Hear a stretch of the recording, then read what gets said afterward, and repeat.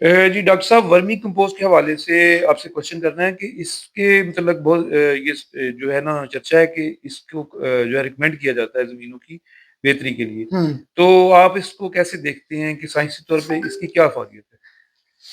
No doubt organic matter soil में जाना चाहिए। आपकी मर्जी है, डायरेक्ट ट्राली डालें, ट्रालियों की फॉर्म में डायरेक्ट गोबर, लेकिन उसको प्रोसेस होना जरूरी है क्योंकि उसमें बहुत सारी कवाते हैं, बैड थिंग्स हैं, बैड स्मेल है, ऑर्गेनिक लोड ज्यादा है। तो अगर आप मिन्योर को डीकम्पोज करके सॉइल में ऐड करेंगे, कंपोस्ट बना के ऐड करेंगे, तो सॉइल की स्ट्रक्चर बेहतर होगी, ऑर्गेनिक मैटर की बेहतरी आएगी, न्यूट्रिएंट यूज एफिशिएंसी होगी बेहतर, और फार्मर की इनपुट कॉस्ट कम होगी। अब वही गोबर, अब आपकी मर्जी है, मल्टीपल तरीकों से प्रोसेस हो सकता है।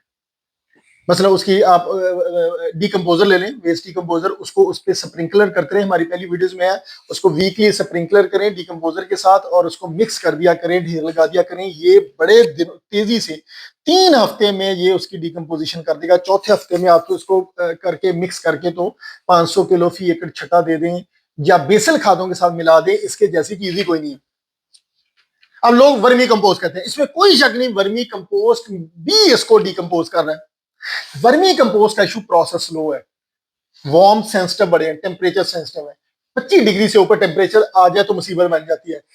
ये एक नेचुरल चीज, आप सॉइल की कंडीशन ऐसी कर दें कि उसमें गडोया वार्म चले, ना कि आप गोए का ढेर लगा के उसमें वार्म छोड़ दें और उसको बच्चों की तरह सामते फिरें और वो 40 दिनों में आपको 1-2 टन बना के दे कंपोस्ट। उसका कख फायदा नहीं है, टाइम टेकिंग है।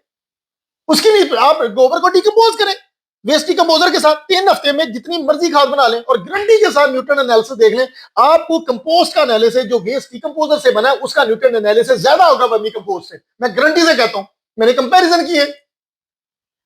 स्लो प्रोसेस है। सॉइल की कंडीशन ऐसी करें कि वार्म डायरेक्ट सॉइल में चले।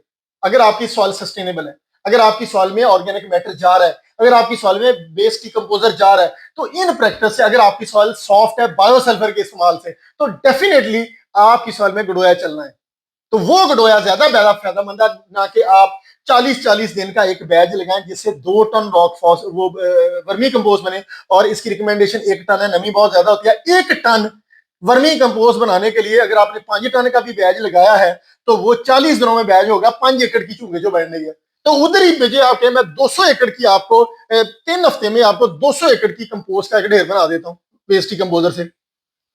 फिर उसके साथ ब्लैक सोल्जर फ्लाई लार्वी भी कंपोस्ट बनाता है आपका। लार्वी के साथ आप ये कर सकते हैं जी। इसकी फिर पाइरोलिसिस है, वो महंगा पड़ जाता है, इसकी एनरोबिक डाइजेशन या डीकम्पोजिशन सॉरी, या उसकी burning.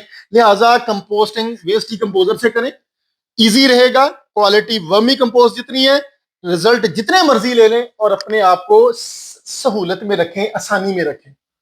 That's it, thank you ji.